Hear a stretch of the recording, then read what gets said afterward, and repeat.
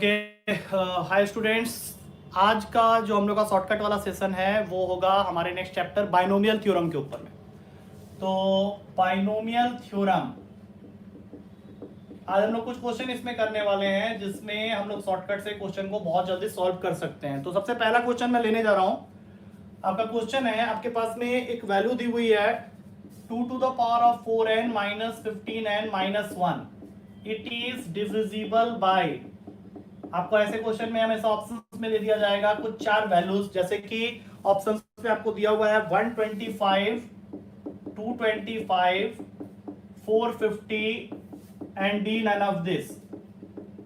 और क्वेश्चन के स्टार्टिंग में कंडीशन ये दिया हुआ है for all n belonging to natural number.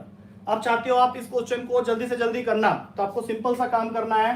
Simple सा काम क्या है कि आप n की वैल्यू, कोई फॉर्मूला यूज नहीं करना है, आप n का सबसे सिंपलेस्ट वैल्यू ले लो नेचुरल नंबर में, जो कि 1 होता है। लेकिन 1 डालने पे ये क्या होगा, 2 की पावर 4 माइनस 15 माइनस 1, तो ये 16 माइनस 16 जीरो हो जा रहा है। तो इससे पता तो नहीं चल रहा, तो हम लोग क्या करेंगे, 2 ले लेंगे।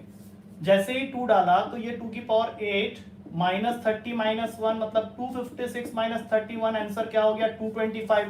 अब आप देखो कि ऑप्शन में कहीं ना कहीं 225 जरूर दिया होगा, तो सीधा आंसर कर लोगे 225। आपको इस चैप्टर से रिलेटेड कोई फॉर्मूला याद करने की जरूरत नहीं पड़ेगी इस क्वेश्चन।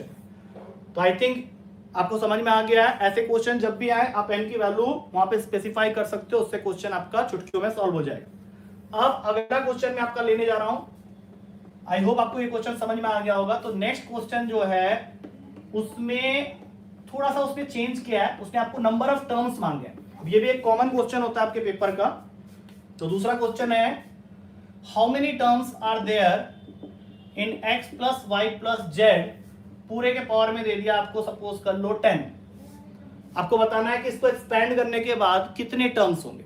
तो इसके लिए डायरेक्ट फॉर्मूला होता है कि कोई भी एक्सपेंशन में total number of terms in the expansion of x1 plus x2 plus x3 dot dot dot up to xr whole raised to the power of n है, तो इसका आंसर हमेशा होगा n plus r minus 1 cr minus 1। तो ये formula आपको use करना है इस क्वेश्चन को अगर आप जल्दी करना चाह रहे हो। एक्सपेंड करने की जरूरत नहीं पड़ेगी।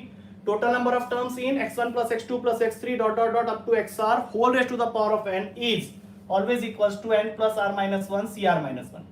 तो n तो आपको दिख ही रहा है इस क्वेश्चन में 10 है, पावर में जो है r बोलते हैं ब्रैकेट के अंदर जितने टर्म्स हैं उसको, तो 10 प्लस 3 माइनस 1 c3 माइनस 1, तो ये 12c2 हो गया। इसको आप सॉल्व करके देख लो, आपको पता है इसको सॉल्व करने के लिए we have a formula n factorial into r factorial upon n minus r factorial. यहां पे अप्लाई करोगे आपको आंसर मिल जाएगा 66। आई होप आपको समझ में आ गया होगा। अगला वाला केस भी, अब एक और क्वेश्चन ले लेते हैं, वो भी आपके पेपर में आया था, उसको तो हम लोग बस विद इन 5 सेकंड सॉल्व कर सकते हैं। I hope you are getting all the formulas. तो अगला क्वेश्चन है आपका इसी चैप्टर का, वो भी आपको ओकेजनली कई बार पूछ देता है पेपर में। तो दैट क्वेश्चन इज कि वो आपको एक एक्सप्रेशन दे दिया है और वो आपसे पूछ रहा है कि एक्सप्रेशन क्या है, मतलब किस वैल्यू को डिनोट करता है। तो एक्सप्रेशन क्या है, 6 की पावर 10 माइनस 51।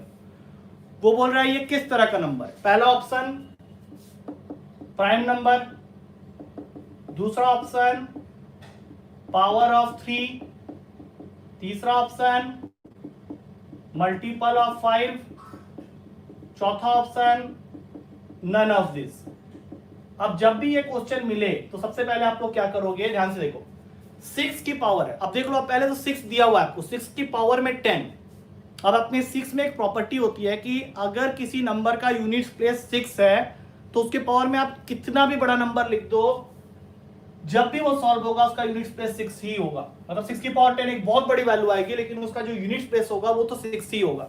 अब इसमें से अगर आप 51 माइनस कर रहे हो तो इतना कंफर्म है कि आपका यूनिट प्लेस तो 6 माइनस 1 5 हो गया। तो आपको और किसी फॉर्मूला की जरूरत नहीं है। आप ऑप्शन में देख लो कि जिस नंबर का यूनिट प्लेस 5 है तो वो नंबर 5 से तो डिविजिबल होगा ही होगा। तो इसका मतलब है it is a multiple of 5। सीधा सीधा आंसर है, इसमें कुछ और फॉर्मूला लगाने की जरूरत ही नहीं है। तो आपको पेपर में ऐसे क्वेश्चंस भी मिलते हैं, तो आप इस तरह से टाइम सेव कर सकते हो इस क्वेश्चन। ठीक है, now that's it for today. अगले सेशन में फिर मिलेंगे तो नेक्स्ट चैप्टर का शॉर्टकट हम लोग डिस्कस करेंगे। ठीक है, thank you to all of you.